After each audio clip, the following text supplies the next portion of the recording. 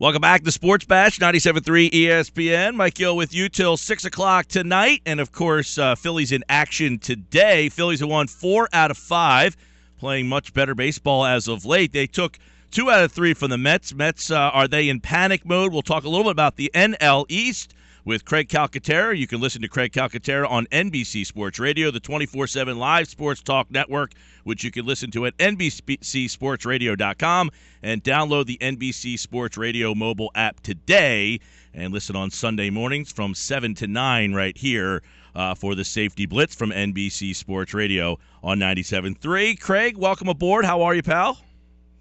Fine. Thanks for having me. It's been a interesting, to say the least, first 2 weeks of the baseball season.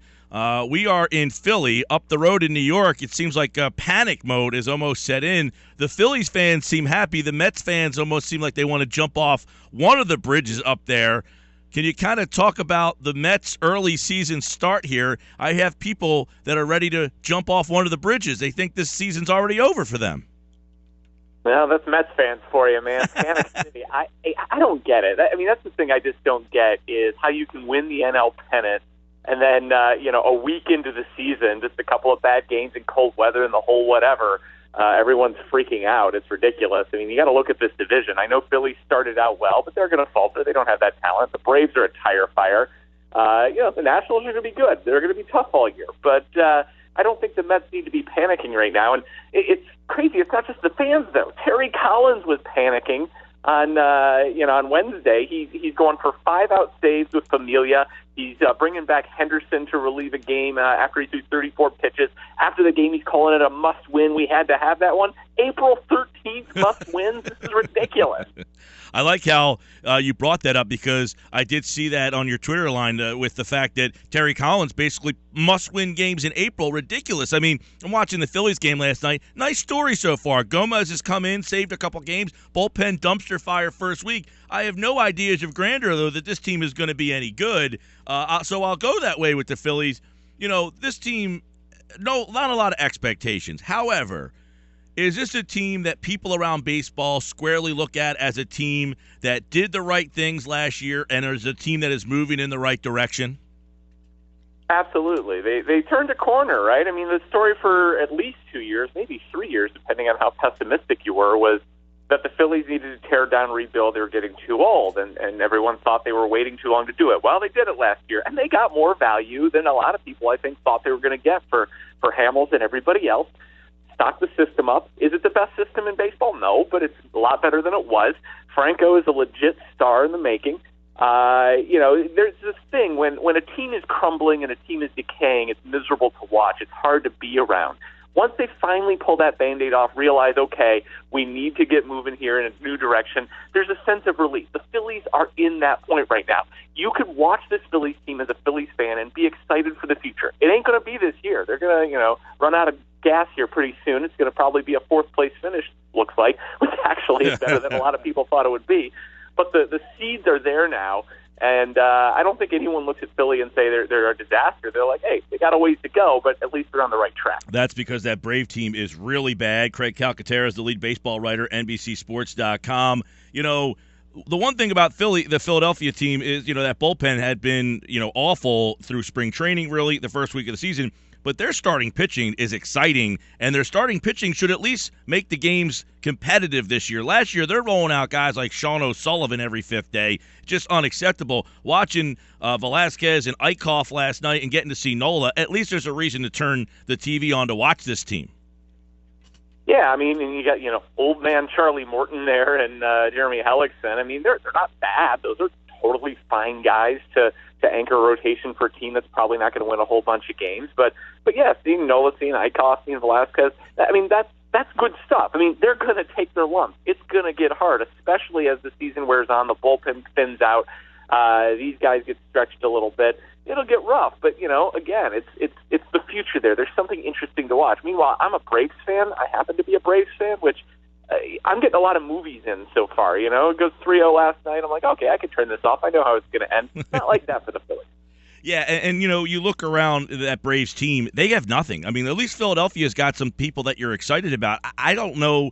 You might know more in depth about the Braves roster and their system. They might have some guys somewhere, but this current team, it feels like a team that it's a waste of a season.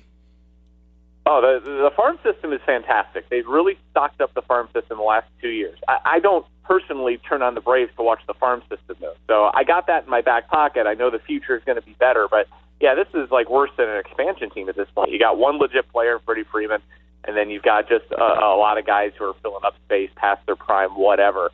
Yeah, it's just really hard to watch. I mean, people talk about the tanking and all that kind of thing. I don't believe in that as a problem in baseball, but there are ways to rebuild in an entertaining fashion and ways to rebuild in a non-entertaining fashion. And the Braves decided, who cares? Non-entertaining is the way to go. Well, it seems, Craig, that a lot of teams in the National League didn't really care if they won this year, the way they put their rosters together. I mean, there's a lot of bad, especially National League teams.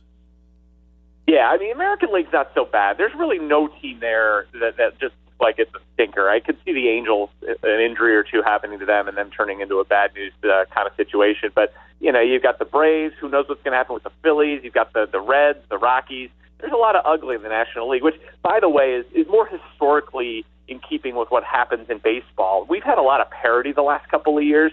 The idea that there are some really good teams and some really garbage teams is what's really held in baseball for most of its history. So we're kind of going back on that this year in the NFL. Yeah, and obviously on the American League side, you got a hot start from the Orioles, and I was talking about this yesterday. Don't have any knee-jerk reactions this early in the season for anyone. The only knee-jerk reaction I was saying was that the Braves are going to be really bad. I don't know that the Orioles have legs, but you can bank on the Braves being bad. What has, for you, been this 2 weeks in, something that has raised your eyebrow a little bit? Interesting. I mean, as far as a team goes, certainly the Orioles. I thought their rotation was going to have trouble, and I think they'll fall back to earth. Really surprised at the Twins, to be honest. They've had the same start as the Braves, but a lot of people thought of the Twins as an up-and-coming team. They had a great second half last year, only fell a couple of games out of the playoffs, have some great young players. Many people thought they could be sort of a frisky team this year, maybe this year's Royals or something. 0-8, not good. I mean, obviously you don't write off the season at the beginning of April, but there's never been a team that has started as bad as 0-7 that's ever made the playoffs. So Minnesota is just having a nightmare time right now. Yeah, I saw that yesterday and was kind of that did raise my eyebrows a little bit, thinking, wow, I thought the Braves were really, really bad entering the season. I wasn't sure the Twins were going to be that bad. And then, of course, here in this area, you got those random Yankee fans that kind of come in, and some people wondering, what kind of year do you foresee for this Yankee team? Are they an old team that's just going to kind of be hanging around? Are they better than, Boston? I don't think people think they're better than Toronto, but what do you make of this edition of the Yankees? It's all going to be about health, right? They are relying on a lot of old guys. Shara, A-Rod, some of those outfielders are long in the tooth. But the one thing that people sort of forgot, especially because of the suspension early in the season, is our oldest Chapman's going to come back. Between him, Betances, Miller, who will be healthy eventually, that's going to be a really, really serious shutdown bullpen. If they stay in the race until all three of those guys are online and they keep a little bit of health, the Yankees could be a dangerous team. He's Craig Calcaterra. Listen to Craig on NBC Sports Radio, the 24/7 live sports talk network, which you can listen to at NBCSportsRadio.com and download the NBC Sports Radio mobile app today at Craig Calcaterra on Twitter. As, of course, check him out over there. And baseball season underway, 2 weeks in, some interesting storylines. Craig, we appreciate the time. Thank you very much. Craig Calcaterra, everybody, talking baseball with us here on the Sports Bash 97.3 ESPN. Marlon Anderson scheduled to join us in just a little bit. We'll talk about the Phillies today. And, of course, more of your phone calls and comments on the way on the Sports Bash 97.3 ESPN. MG and the PT. We'll come back. We'll take a look at all that's happening. Kobe went crazy last night. We'll get into that coming up.